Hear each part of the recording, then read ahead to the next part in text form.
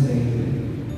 Ang mabuting balita ng Panginoon ayon kay San Mateo, Kabanata 1, nagsisimula sa 8 hanggang 25 talata. Luwalhati sa iyo, Panginoong Jesucristo.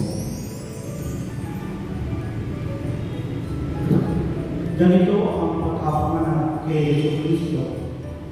Si Maria na kanyang ina at si Jose ay nakatakda ng pakasal. Ngunit bago sila makasal, si Maria ay nakupo ang nagdadalang tao. Ito ay sa pamamagitan ng Espiritu Santo. Isang taong natuloy itong si Jose na kanyang magiging asawa. Ngunit ayaw niyang napahiya si Maria. Kaya pinasya niyang hiwalayan ito ng dili. Samantalang iniisip ni Jose ito, napakita sa kanya sa panaginip ang isang anghel ng Panginoon. Sabi nito sa kanya, Jose, anak ni David, huwag kang matakot na tuloy ang kasalan si Maria, sapagkat siya'y namili sa pamamagitan ng Espiritu Santo. Mga anak siya ng isang lalaki, at ito'y pangangalanan mo, Jesus, sapagkat siya ang magliligtas sa kanyang bayan sa kanilang mga kasalanan. Nangyari ang lahat ng ito upang matupad ang sinabi ng Panginoon sa pamamagitan ng propeta. Maglilihi ang isang dalaga at manganganak ng isang lalaki at tatawagin itong Emmanuel. Ang kahulgay kasama natin ang Diyos. Nang makisig si Jose, sinunod niya ang utos ng anghel ng Panginoon. Pinakasalan niya si Maria, ngunit hindi dinalaw ng Jose si Maria hanggang sa kaipanganak nito ang isang sanggol na lalaki na pinangalanan na niya Jesus. Ang mabuting balita ng Panginoon. Papuri sa iyo, Panginoong Jesucristo.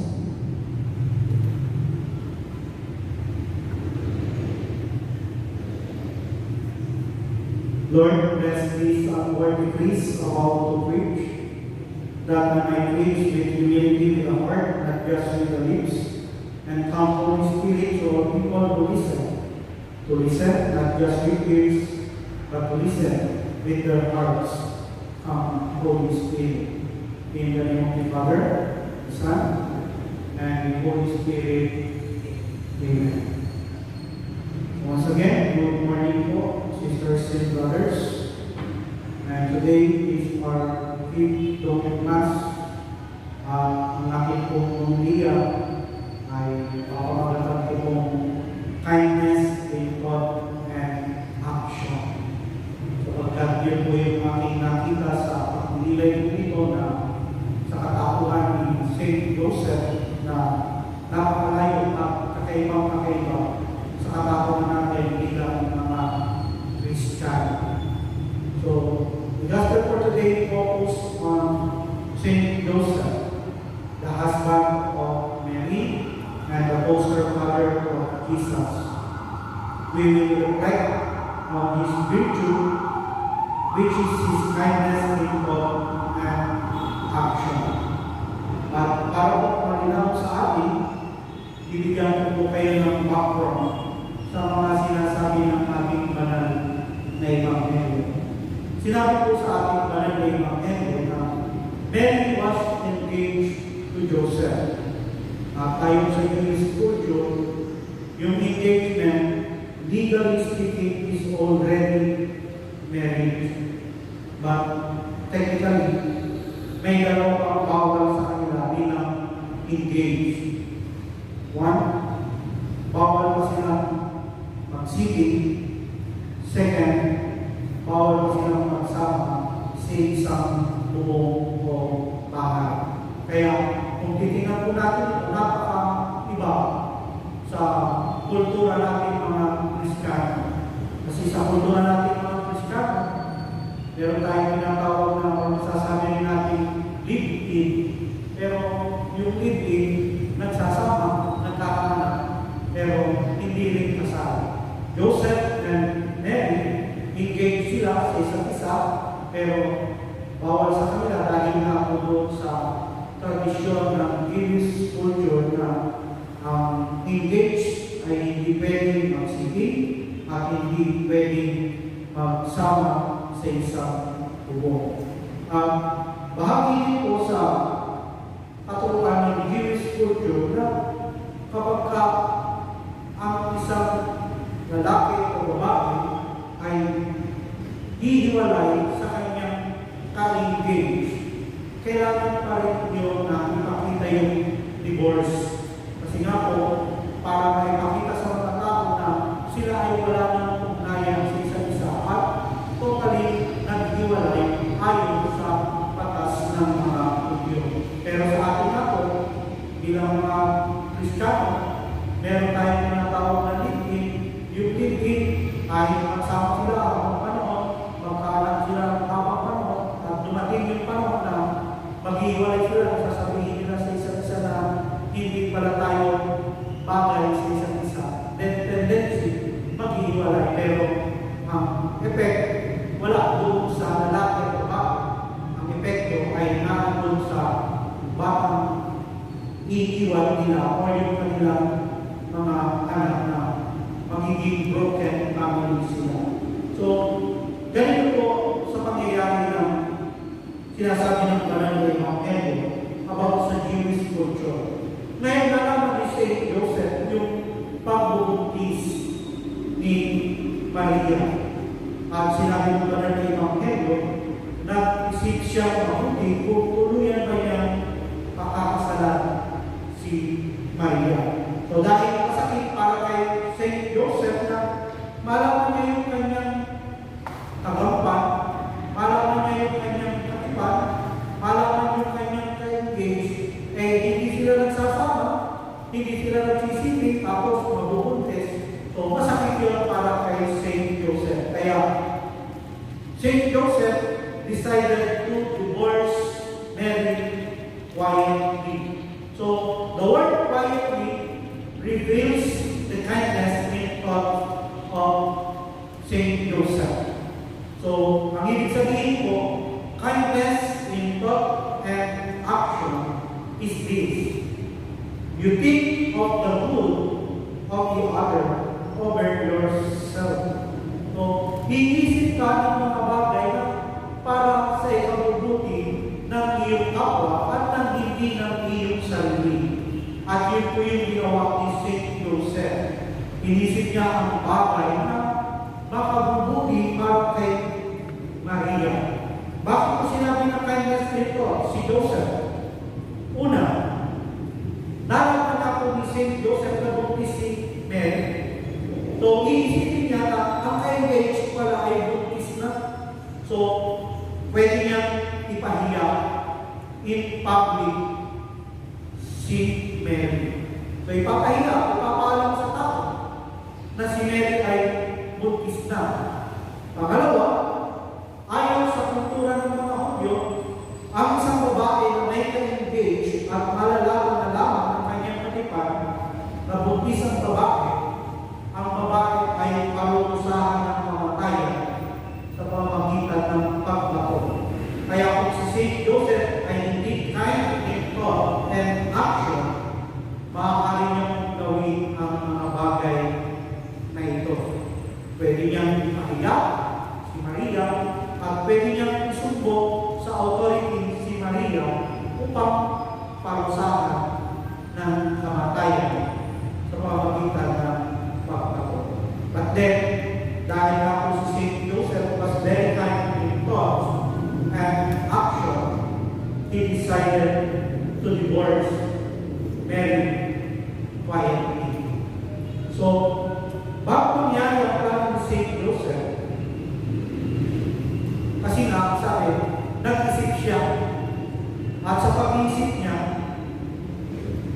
nakatulog marahil si Saint Joseph. At sa pagtulog ay nagpakita sa kanya ang anghel ng Panginoon sa pamamagitan ng panaginip.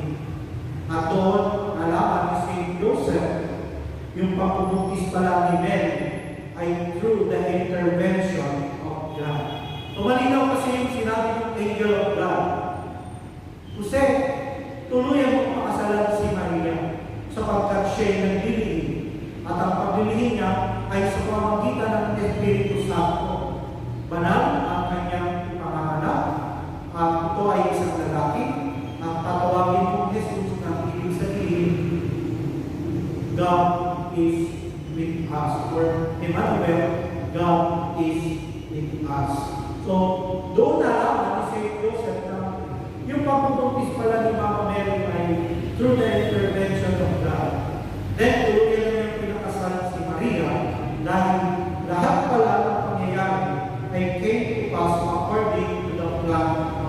God.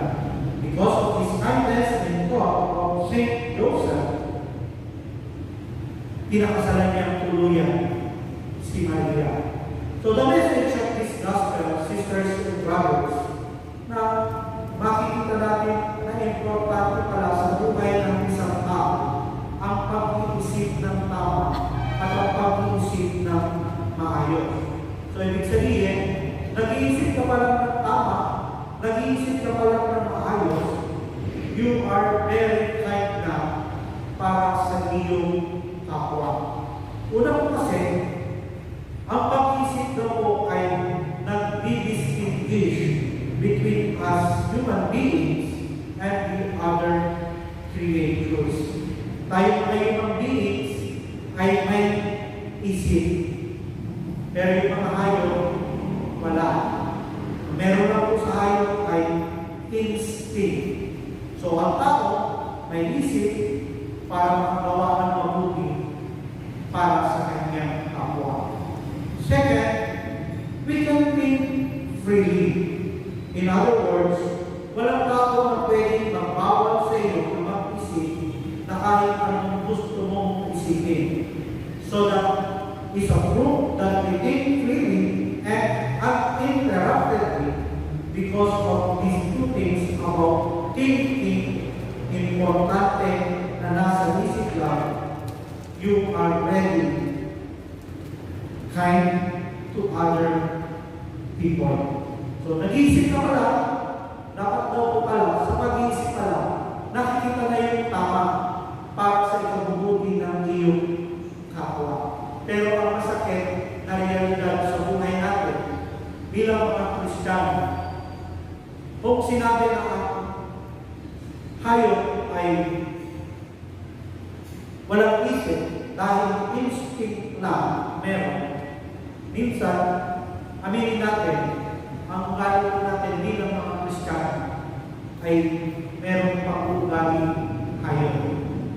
Bakit po? Kasi pagka meron gumawa ng mali sa iyo, ang gusto mo yung mali, susuklaan din ng kamalingan. Kaya pag meron sumampal sa iyo, ang gusto mo ay sasampalin mo rin. Kaya ito yung bagay na nakita natin sa buhay ni Saint Joseph. Sinaktan siya ni Maria. Masakit yung pangyayari na nalaman niya ang kanyang kagapan ay buntes. Pero anong ginawa ni Saint Joseph? Hindi siya gumawa ng anumang bagay para sa ikasasakit kay Maria. Hindi siya gumawa ng anumang bagay para sa ikapapahama ni Maria. Ano ang ginawa ni Joseph? Nag-isip ng maayos sapagkat ayaw niya na si Maria ay mapapahiga kahit siya ay nasaktan. So, ibig sabihin, sisters and brothers, your kindness in thought and action will result into kindness in words, and this will further result to kindness in action toward other people as exemplified by Saint Joseph in our gospel for today. Yun yung pinakikita mensahe sa buhay natin bilang mga Kristiyano. Kasi kung mga angkay ang pag-iisip natin, susunod yung unkind words. At yan mga yan po, mangyayari doon sa mga tao na naninira ng kanilang kapwa. Yung nagsasalita ng masama against sa kanilang kapwa. Kaya po, they become unkind with words, and then yung being unkind with words will further result to being unkind in action. Kaya ngayon po, hinahanap tayo ng banal na Ebanghelyo na maging tulad tayo ni Saint Joseph. Kindness in thought and in action. Binibigyan tayo ng pagkakataon na ito na tayo ay magbabalik loob sa Diyos sa pamamagitan ng pagkakaroon ng mabait na pag-iisip at mabait na pananalita at mabait na paggawa para sa kabutihan ng ating kapwa. Kaya in this Eucharist, let us open our hearts, let us surrender ourselves to God upang ang mga bagay na ito ay makamit natin sa ating buhay. Kaya para sa mga unkind words